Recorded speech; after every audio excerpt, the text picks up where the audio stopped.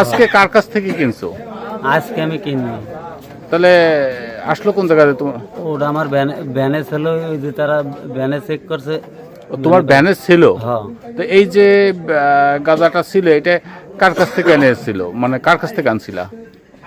ওটা তো কাইলে এনে দিয়েছে আমার রাসেল ভাই। কালকে আনছো? একটু আগেই ওর তো আমি নাম বলছি। রাসেল ভাই। রাসেল আনছে কোন জায়গা দিয়ে? সে আনছে তারাবনের ওদিক দিয়ে। তারাবনি কার কাছ থেকে? তারাবনি কার কাছ দিয়ে সে আমার নেয় নাই কেস না, এই কার কাছ দিয়ে আনছে আমি তার নাম তো জানি না। রাসেলের বাবার নাম কি? তার বাবার নাম তো ভালো বলতে পারবো না। তোমার চাহাতো ভাই না? না, সে রাসেল তো আমার স্বাস্থ্য ভাই নেই। তাহলে ওই যে স্বাস্থ্য ভাই তো বলছে বাবলু। বাবলু। আচ্ছা, তো রাসেল যে তোমাকে এনে দিয়েছে তার বাড়িটা কোন জায়গায়? তার বাড়ি হচ্ছে এই যে সিলিয়ানের দিয়ে ভিতর ডুইয়ে। চিলানি থেকে? হ্যাঁ, সিলিয়ানের দিয়ে ভিতর। এই তার বাপের নাম স্মরণ নাই, এমনি তার বাপ হলো মাস্টার। গত কয়েকদিন ধরে আমাদের মাটিভাঙ্গায় কয়েকটি মাদককাণ্ডের ঘটনা ঘটে। এই ঘটনা নিয়ে এখন সামাজিক যোগাযোগ মাধ্যমে বেশ বিরূপ প্রতিক্রিয়া দেখা দিয়েছে এবং আমাদের মাটিভাঙ্গা এবং আশেপাশের অঞ্চলের ভিতরে দুইটি অংশ বিরোধপূর্ণ সম্পর্কের ভিতরে জড়িয়ে পড়েছে। আমি বলবো এই সম্পর্কটা সম্পূর্ণ ভিত্তিহীনভাবে বা বিরোধপূর্ণভাবে এটি দেখা হচ্ছে। আসলে মাদকের পক্ষে কোনো লোকের থাকা উচিত না। আমরা যেভাবে মাদকের বিরুদ্ধে অবস্থান নিয়েছি, আশা করি অন্যদেরও এই মাদকের বিরুদ্ধে অবস্থান নেওয়া উচিত। বিশেষ করে পরপর 2 দিন কয়েকজন ছেলে মাটিভাঙ্গাতে ধরা পড়েছে, তাদের বাড়ি হচ্ছে ভাইজোরা। এ কারণে ভাইজোরা থেকে অনেকেই আমাদের বিরুদ্ধে বেশ কিছু কথা বলছেন। তাদের ধারণা আমরা ভাইজোরার মানুষকে ছোট করার জন্য এই কাজটি করছি, কিন্তু আসলে ব্যাপারটি তা নয়। ভাইজোরা এবং মাটিভাঙ্গা এটি আলাদা কোনো সমাজ ব্যবস্থা না, এটি একই সমাজ ব্যবস্থা। তবে মাদক যেই ব্যবহার করুক না কেন, সে নিজের ভাই হোক, নিজের পরিবারের অন্য কেউ হোক, সে কখনো মূল সমাজের লোক না। এই জিনিসটা আপনাদের মনে রাখতে হবে। অনেকের ফেসবুক পোস্টে আমরা যেটা দেখছি সেটা হচ্ছে কোনো না কোনোভাবে তারা আঞ্চলিকভাবে আমাদের সাথে, ভাইজোরাবাসীর সাথে একটি প্রতিদ্বন্দ্বী সম্পর্ক করছে এবং কোনো না কোনোভাবে সেটা বুঝে হোক আর না বুঝেই হোক তারা মাদকের পক্ষে যাচ্ছে। এই জিনিসটা আমরা আপনাদের কাছে ক্লিয়ার করছি। আমরা কোনোভাবেই কোনো অঞ্চলের বিপক্ষে না। ভাইজোরা বা মাটিভাঙ্গা এটি মোটেই আলাদা কোনো জায়গা না। আরও একটি জিনিস আপনাদের জানিয়ে রাখি, সেটি হচ্ছে এই অভিযান শুধুমাত্র ব্যক্তি বিশেষের উপর না, যেটা হচ্ছে আমাদের এলাকায় আমরা এ পর্যন্ত জানি বেশ কিছু লোক বিভিন্ন সময় মাদক কেনাবেচার সাথে জড়িত ছিল এবং তাদের পুলিশ একাধিকবার ধরেছে এবং আইনের ফাঁক থেকে বের হয়ে আসে। এখন আইনের ফাঁক থেকে যদি বের হয়ে আসে সেক্ষেত্রে কিন্তু আসলে আমাদের কিছুই করার থাকে না, যার কারণে আমাদের সর্বোচ্চ ক্ষমতা হচ্ছে পুলিশের কাছে দেওয়ার। আর সামাজিক একটা বিচার বলে কথা থাকে, সেই সামাজিক বিচার অনেক সময় করা হয়। দ্বিতীয় আমি একটি নোট আপনাদের দিয়ে রাখি, শুধু ভাইজোরা না, আপনারা ভাইজোরার 2টি ভিডিও দেখছেন। এর আগের দিন আরেকটি ঘটনা ঘটেছে, সেটা হচ্ছে মাটিভাঙ্গা থেকে আরেকজন লোক, ওর নাম এই মুহূর্তে আমার মনে নাই, ওর বাড়ি হচ্ছে মাহমুদ কান্দা, সম্ভবত নাম পারভেজ। হ্যাঁ, সম্ভবত নাম পারভেজ। সে কিন্তু ওই কলেজ মোড়ে মাদকসহ ধরা পড়ে এবং তখন তাকে পুলিশে দেওয়া হয় এবং সঙ্গে সঙ্গে মোবাইল কোর্টের মাধ্যমে তাকে কিন্তু জেল হাজতে প্রেরণ করা হয়। অর্থাৎ মাটিভাঙ্গার লোক যে আপনাদের ভাইজোরাবাসীকে ধরছে বিষয়টা এমন না, মাটিভাঙ্গার লোক কিন্তু মাটিভাঙ্গার লোকরেও জেল হাজতে পাঠিয়েছে এবং সঙ্গে সঙ্গে মোবাইল কোর্ট বসিয়ে এই ঘটনাটা ঘটানো হয়েছে। দ্বিতীয়ত হচ্ছে আপনাদের অনেকেরই প্রসঙ্গ আসতেছে ডিলার প্রসঙ্গে। এই ডিলার প্রসঙ্গে তাকে কিন্তু একাধিকবার ধরা হয়েছে, এটাই হচ্ছে একটি কথা। দ্বিতীয় আরেকটি কথা হচ্ছে আইনের কিছু নিয়ম আছে, যে নিয়মের ঊর্ধ্বে আমরা যেতে পারি না। আরেকটি কথা হচ্ছে যে এই গতকালকে যাদের ধরা হয়েছে, আমি এই ভিডিও শেষে আমি সেই ভিডিও যোগ করব। আমরা প্রাথমিক অবস্থায় জেনেছিলাম যে ইনি সেবনকারী, কিন্তু পরে জানা গেল এই লোক কিন্তু মূলত মাদক বিক্রেতা, ভাইজোরা থেকে মাটিভাঙ্গা বিক্রি করতে এসেছিল, যোগান দিতে এসেছিল। এই কারণেই তাকে আমরা ধরে পুলিশে পরবর্তী দিয়েছি। আমরা নাচিয়েছিলাম শুধু এই কারণে, আমরা ভেবেছিলাম যদি সে সেবনকারী হয় তাহলে যদি একটু লজ্জা দেওয়া হয় তাহলে সে আর এর সাথে জড়াবে না, এই কারণে তাকে নাচানো হয়েছিল। এটা একটা সামাজিক বিচারের মতো, অন্য কিছু না। কিন্তু আমরা যদি বুঝতাম যে প্রাথমিক অবস্থায় সে ডিলার, তাহলে কিন্তু প্রথম অবস্থায় তাকে পুলিশে দিয়ে দিতাম। সে কিন্তু গাঁজা বিক্রি করে, আপনাদের ভাইজোরা গ্রাম থেকেই বিক্রি করে এবং বিভিন্ন জায়গায় এসে দিয়ে যায়। আমরা যেটা করতে পেরেছি সেটা কিন্তু আপনারা পারেন নাই। আমরা আশা করব এই যে সামাজিক যোগাযোগ মাধ্যমে যে ধরনের বিরূপ প্রভাব পড়তেছে আমাদের কথায়, এখান থেকে ফিরে এসে আপনারাও আমাদের মতো আরম্ভ করুন। কে কে এই মাদক গ্রহণ করে তাদের বিরুদ্ধে অবস্থান নিন, কে কে মাদক বিক্রি করে। আমরা কিন্তু মূল ডিলারের নাম কিন্তু বলতে পারছি। আপনারা কিন্তু আপনাদের ওখানে কে মাদক বিক্রি করে সেই ডিলারের নাম তো দূরের কথা, যে সেবন করে তার নামও বলছেন না, ডিলারের কথাও বলছেন না। আমরা কিন্তু মূল ডিলারের কথা বলছি এবং তাকেও অবশ্যই আমরা পুলিশের ভিতরে দেব যদি ধরা পড়ে। আর একটি ব্যাপার, এই ব্যাপারটা অনেকে ব্যক্তিগত আমাকে ব্যক্তি আক্রমণের দিকে নিয়ে যাচ্ছেন।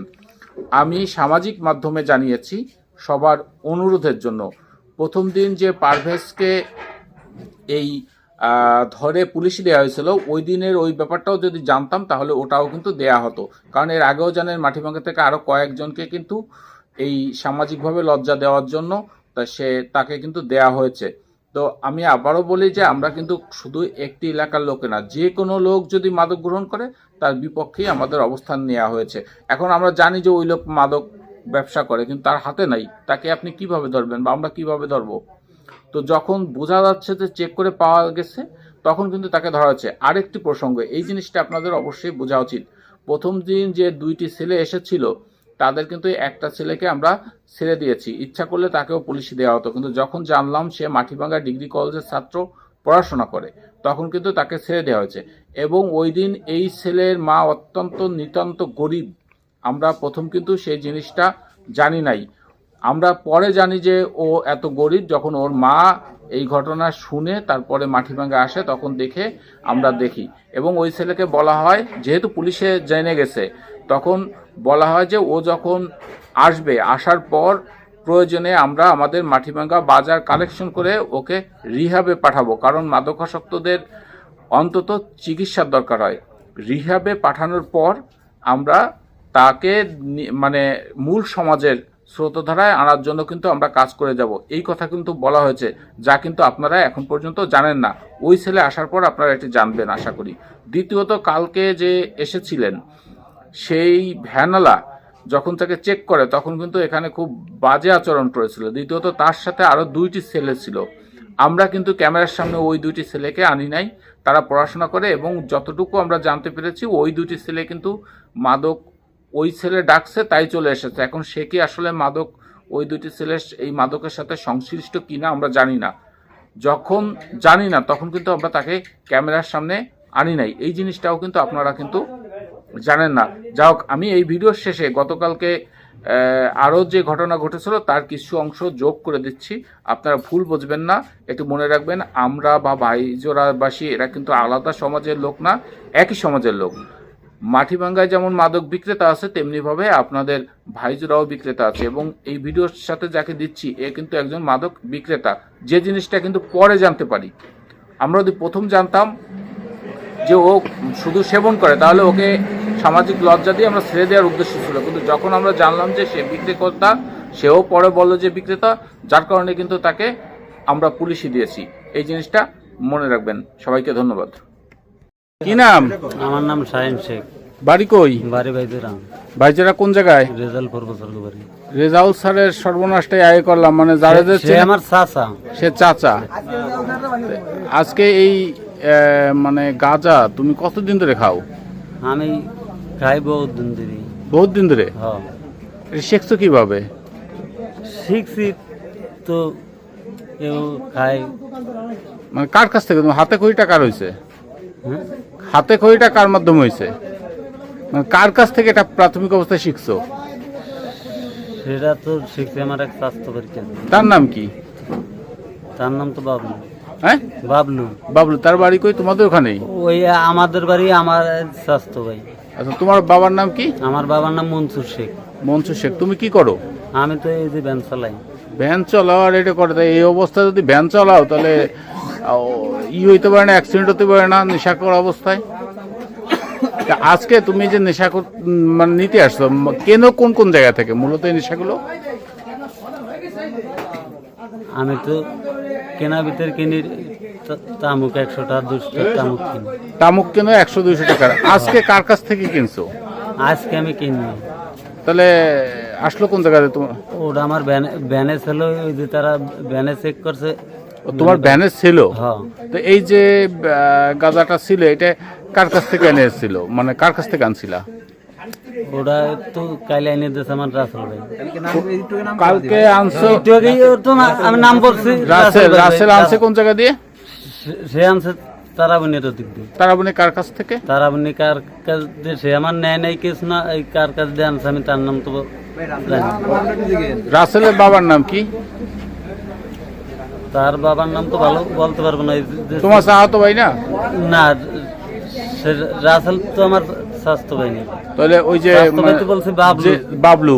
আচ্ছা, তো রাসেল যে তোমাকে এনে দিয়েছে তার বাড়িটা কোন জায়গায়? তার বাড়ি হচ্ছে এই যে সিলেনের দিয়ে ভিতর ডইয়ে। চিলানি থেকে? হ্যাঁ, সিলেনের দিয়ে ভিতর। এই তার বাপের নাম স্মরণ নাই, এমনি তার বাপ হলো মাস্টার। এখন তুমি যাচ্ছিলা কোন জায়গায়? এখন আমি ঢোকসালাম এই ভিতরে। ভিতরে কোন জায়গায়? ভিতরে ওই যে রাসেল ভাই মানিব্যাগ করে গেছে, মানিব্যাগ তালাশ করে। রাসেলের মানিব্যাগ পড়ছে কোন জায়গায়?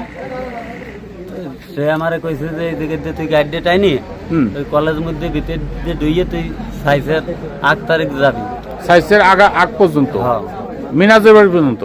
না, মিনাজের বাড়ি না, মিনাজের বাড়িরও ওইদের এই মন্দিরের। মিনাজের বাড়ি তো চেনো? মিনাজের বাড়ি চিনি, যা চিনি তা কথা। ওরা ওইখান থেকে মাদক নেও না। রাসেল এখানে আসছিল কেন? রাসেল ভাই এই জায়গায় কেন আইছে তা তো বলতে পারবো না। তাহলে তার মানিব্যাগ পড়লো কিভাবে? বলছে সে কার কাছে আইছে তা তো আমি বলতে পারবো না। এমনি এই গাঁজাটা আছে এই জায়গায় পরিমাণ কতটুকু? কতটুকু এই জায়গা পরিমাণ? কয় টাকার? উপরে গেলে 100 টাকার দাম কত? 100 টাকার না? আর এই সাথের এই দুজন এরা কি মূলত দোষী? এরা না না, এরা ওরা কি? আমি বলাই লইয়েছি যে স্বাস্থ্য ভাই চল দিই, তো ওরা তুমি বললাম দিলা আর চলে আসলো। আমার তো একদম বললাম দিলে আসবো না, আর তুমি এই কাজ করো। তো সেইখানে যদি ওরা এখন আসে, দেখে তো মনে হচ্ছে স্টুডেন্ট। হ্যাঁ, এরা লেখাপড়া করে। এখন লেখাপড়া করে, তুমি সাথে গাঁজা আনছো। আমি যদি জানি, ওরা যদি জানে, যদি ওরা হতে পারে গাঁজা খায়, সেটা তো তাহলে অপরাধী। তাহলে তো আমাদের বলা কিছু নাই। কথা কিছু না, তাহলে তো আমার বলার কিছু নাই। আর যদি নিরাপদ মানুষের যদি বাদে, তাহলে এই বিষয়টা কেমন হয়? কালকে একটা ছেলে এক প্রকার নিরাপরাধ আমরা যেটা বুঝি, সেই আবার যে বিক্রি করে মানে কেনে তার সাথে আসছে, তাই তুমি ওরা আনছো কেন? ওদের আনছো কেন? ওদের দিকে আমি ক্যামেরাটা ধরতেছি না। যদি বুঝি যে অপরাধী তাহলে ধরবো। হ্যাঁ, আমরা আরো কথা জিজ্ঞাসা করবো ওদের কাছে। যদি অপরাধী বুঝি তাহলে ধরবো, না হলে ধরবো না। আমরা চাই না করে সামাজিকভাবে কেউকে হেয় করার। কিন্তু যদি এই ধরনের কাজ কেউ করে, তাহলে অবশ্যই মাটিভাঙ্গা এসে ধরা পড়তে হবে। কারণ মাটিভাঙ্গা বাজারে পাহারা চলে, কলেজ মোড়ে পাহারা চলে, এবং এটা হচ্ছে একই অংশ। এটা যে ওইখানে একজনরা এইখানে আরেকজনরা দেয়, এই জন্য যে কেউ বিরোধ, বিষয়টা এমন না। এবং আমাদের এলাকায় মাদকের কোনো অবস্থান হবে না। বড় বড় বংশওয়ালারা, বড় বড় রাজনৈতিক দলের লোক বা এই সমস্ত করে যে মিনাজ, আমরা সামাজিকভাবেই আমরা এটা প্রতিরোধ করার চেষ্টা করব। একজন মানুষ কিন্তু সত্যতা যায় না। আমি যে ফেসবুকে দেখছি, আমার বিরুদ্ধে কিন্তু অবশ্যই মাদক ব্যবসায়ী যে কয়জন আছে প্রত্যেকেই কম বেশি খেপবে, কিন্তু খেপলেও আমরা অবশ্যই এইটার বিরুদ্ধে অবস্থান নেব। কারণ আমাদের অঞ্চলের সামাজিকতা রক্ষার জন্য, আমাদের সামাজিক নিরাপত্তার জন্য আমাদের এটা করার বিকল্প নাই। তোমরা আসবা, এইখানে বসে খাবা। আর আমাদের সবচেয়ে বড় ব্যাপার হচ্ছে আমাদের মাটিভাঙ্গায় মাদক ডিলাররা বেশি, আইনের ভাগ থেকে চলে আসে। এই জায়গা বলার কিছু নাই, কিন্তু এখন তুমি সত্যি কথা বলো। আমি সত্যি কথাই তো বললাম। খেয়াঘাট পর্যন্ত জাতি বলছে কেন? মালিকলি মন্দিরের কথা বলছে কেন সেটা বলো। সত্যি কথা বললেই সব ছাড় হবে। এই যে তোমার আমরা আজকে ছাড়িয়েই দেবো, পুলিশে দেবো না। রিসিভ করো, লাউড লাউড। Hello, loud. না সে আমার দুর্ঘটনা হয়ে গেছে এক বিত্তে আমাকে লই ধরা পড়ছে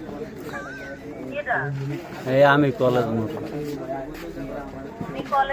হ্যাঁ এরা আগে কি বের করছি যে যা তো লোকে না আসসালামু আলাইকুম গোলাম আলা দে বসবি না আপনার স্বামী কি